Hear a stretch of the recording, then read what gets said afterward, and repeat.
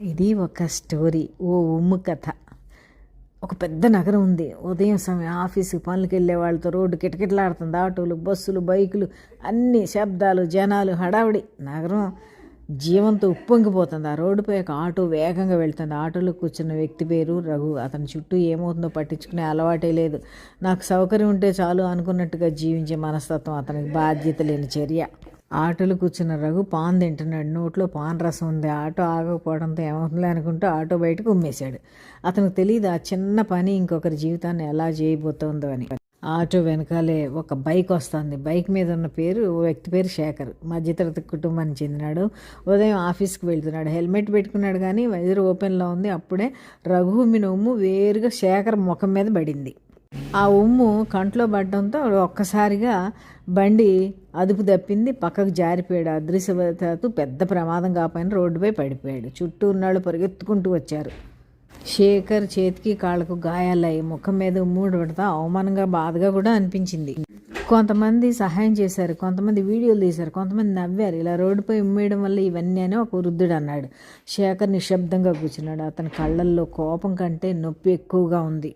అంతలో ట్రాఫిక్ ఆగిపోయింది. పోలీసులు వచ్చారు. ఆ డ్రైవర్ విషయం తెలిసి రఘుని బయటకు దిగమన్నారు. శేఖర్ని చూసినప్పుడు రఘుకు మొదట కోపం వచ్చింది. నేను ఉమ్మితే ఇంత గొడవ అన్నట్టు ప్రవర్తించాడు. కానీ పోలీసులు గట్టిగా అన్నారు, నీ ఒక్క ఉమ్ము వల్ల ఇతనికి గాయాలు అయ్యాయి, ఇది నేరం అన్నారు.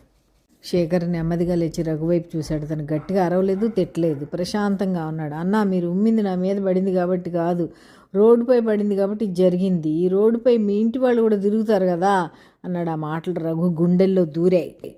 రఘుకు గతం గుర్తొచ్చింది. తన తండ్రి ఎప్పుడూ చెప్పే మాట వినిపించినట్టు అనిపించింది. నీ పని వల్ల ఇంకొందరికి నష్టం కలగకూడదు అతనికి అని గుర్తొచ్చింది. అతని తప్పు అర్థమైంది. మొదటిసారిగా నిజంగా సిగ్గుపడ్డాడు. శేఖర్ దగ్గరికి వచ్చి, నన్ను క్షమించండి, నా అవివేకం వల్ల మీకు ఇలా జరిగిందని చేతులు జోడించాడు. శేఖర్ మౌనంగా ఉన్నాడు. తర్వాత ఇలా అన్నాడు, నాకు జరిగిన గాయాల కంటే మీరు మారితే అదే నాకు సంతోషం. అది విన్న జనాలందరూ ఆశ్చర్యపోయారు. రఘు కళ్ళల్లో నీళ్లు తిరిగాయి. రఘు శేఖర్ను ఆసుపత్రికి తీసుకెళ్లే ఖర్చు భరించాడు. తన తప్పును అంగీకరించాడు. ఇకపై ఎప్పుడూ రోడ్డుపై ఉమ్మనని, ఇతరులను కూడా అలా చెయ్యనివ్వకుండా ఉంటానని మాటిచ్చాడు. ఆ రోజు నుంచి అతను తన స్నేహితుల కుటుంబానికి ఇదే విషయం చెబుతూ వచ్చాడు. కొన్ని రోజుల తర్వాత శేఖర్ కోలుకున్నాడు. రఘు కూడా పూర్తిగా మారిపోయాడు. ఇద్దరూ కలిసి ఒక బోర్డు పెట్టారు. రోడ్డుపై ఉమ్మడం మీ హక్కు కాదు, ఇతరుల జీవితం ప్రమాదంలో పడేయడం నేరం.